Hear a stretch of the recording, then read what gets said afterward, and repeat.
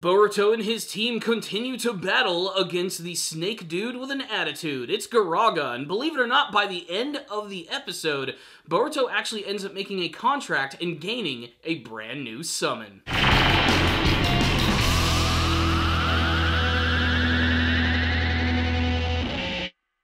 Greetings, my slithery friends. It's time to take a look at another episode of Boruto, Naruto Next Generations. And of the Ryuchi Cave episodes, I have to say that without a shadow of a doubt, this was the most exciting. If only that it featured a twist that I honestly wasn't expecting. This episode is all about the continuing battle with Garaga, the giant pissed-off cobra. And I honestly thought it was going to be a pretty stereotypical ending, working together with Aura, utilizing all of their unique abilities to take back the reverse scale from this giant pissed-off one-eyed snake.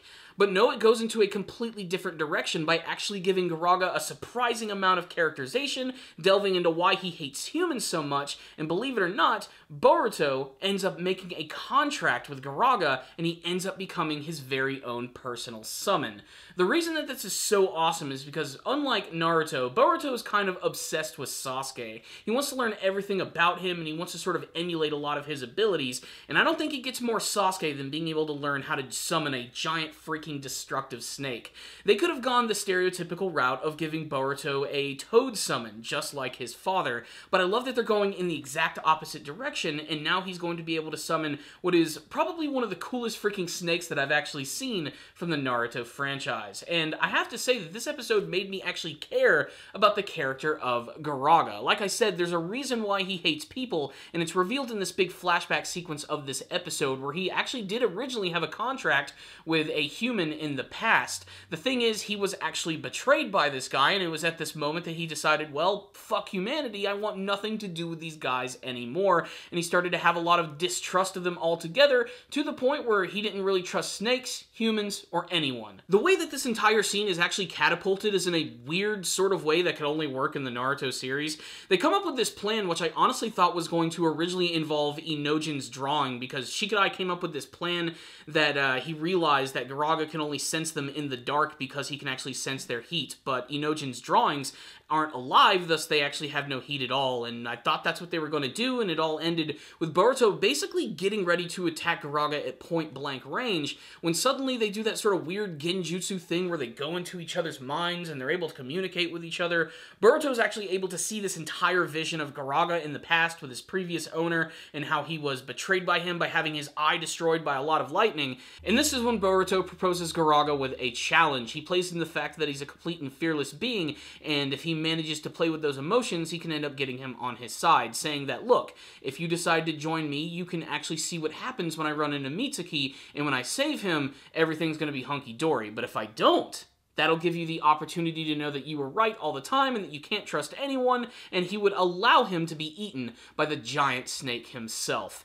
It's kind of an interesting moment, and it could only play out in this arc where we only see Garaga through the entire end, but honestly, as the series goes on, I think it would be really cool for Boruto to actually keep Garaga around and actually sort of utilize him as a summon.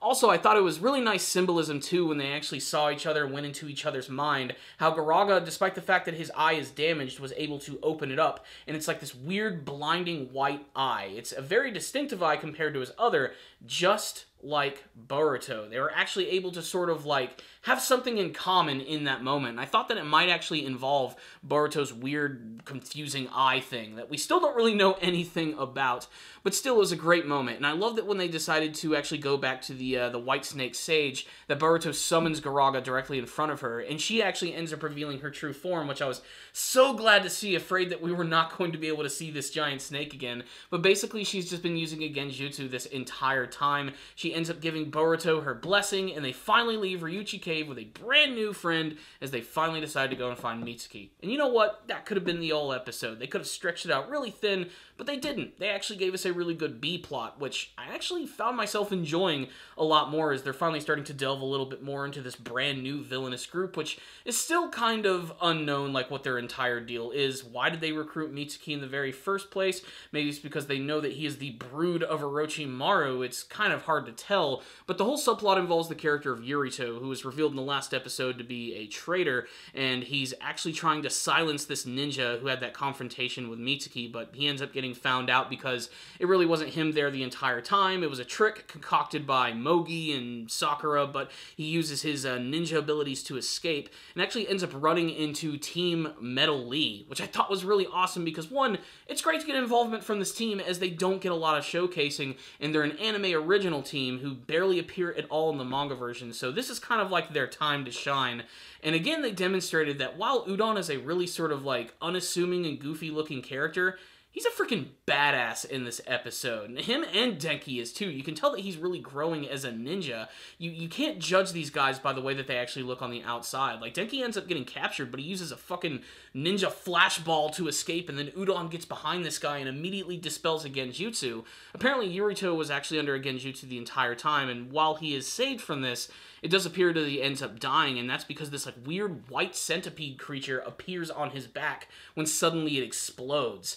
Now, this is going to look very familiar to fans of Naruto, and my theory, of course, is that the guy who's actually utilizing this technique, who apparently goes by the name of Sekie, is actually using a variant of Deidara's abilities, the ability to mold clay into explosives. And a lot of that makes sense, as apparently these guys are from the land of Earth, and I believe that's where Deidara was from as well. So he's sort of utilizing either the exact same technique as Deidara, or at least some sort of different form of it. He doesn't seem to have like the weird mouth on his hand with the tongue or anything, but it's so similar to what he actually does. He's even doing the same hand motion to actually make these things explode.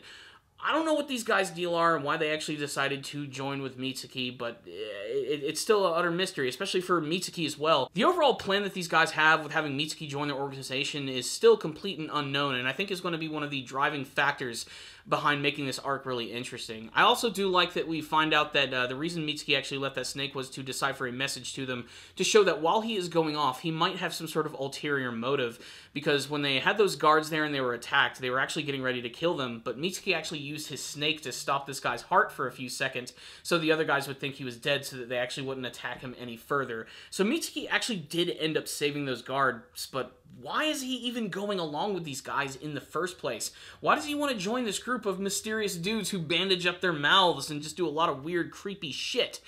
It's crazy, but I can't wait to see how it's all going to go down. And this episode was, I have to say, pretty freaking awesome. So what's the rundown on this episode of Boruto Naruto Next Generations?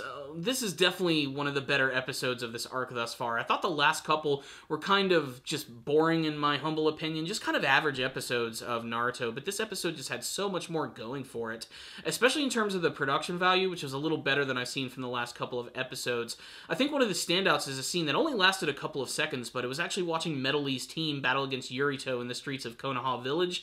The animation here was really clean and super fast and slick. Udon just like teleporting behind this guy was a really badass moment for his character. I never imagined that little snot-nosed kid would end up turning into a character like this, and of Team Konohamaru, I hate to say it, but he's probably been the most impressive. I will say it was cool that Mogi was at least a part of this plan, and, you know, getting to see, like, how they've grown up to become such competent ninja is pretty freaking awesome. I still think they should devote more time to Konohamaru, however. I'd still like to see him have, like, a really big, awesome action scene, and to see how far he's come, to see if he even is capable of becoming the next Hokage of the village, as it makes sense for a character like him to actually do that before this next generation decides to come in. But the other good things about this episode was Garaga's backstory, which was handled very well. It was very short and sweet, and I loved the location of where he was originally with his human in this giant castle in the middle of the desert, fighting against these group of ninja who look suspiciously like the group that are actually currently the villains in this arc right here. There may or may not be a connection. Maybe it's just the aesthetic of what they're going for in this arc.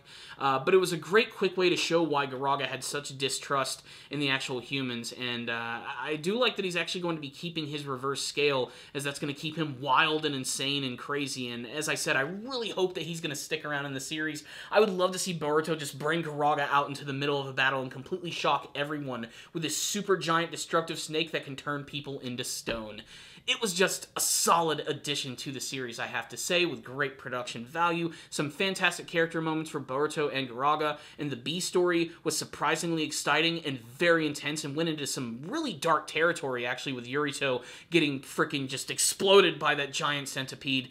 What a great episode of Boruto. I'm giving this one right here a 5 out of 5. You guys should definitely be checking it out if you are a fan of Boruto or the Naruto franchise. This was a really strong episode in my opinion, but I'd really love to hear from you guys. If any of you did watch the episode, tell me what you thought about it in the comments section below. Did you guys have any favorite moments from this episode? The battle with Garaga, the B-plot with Yurito. What do you think of these brand new group of villains? Do you think that guy is actually using Deidara's technique or like a variant of it? And what do you hope to see from the rest of the Mitsuki arc of Boruto, Naruto Next Generations? Thank you guys for watching this review. I'll see you all next time, and as always, stay down, baby.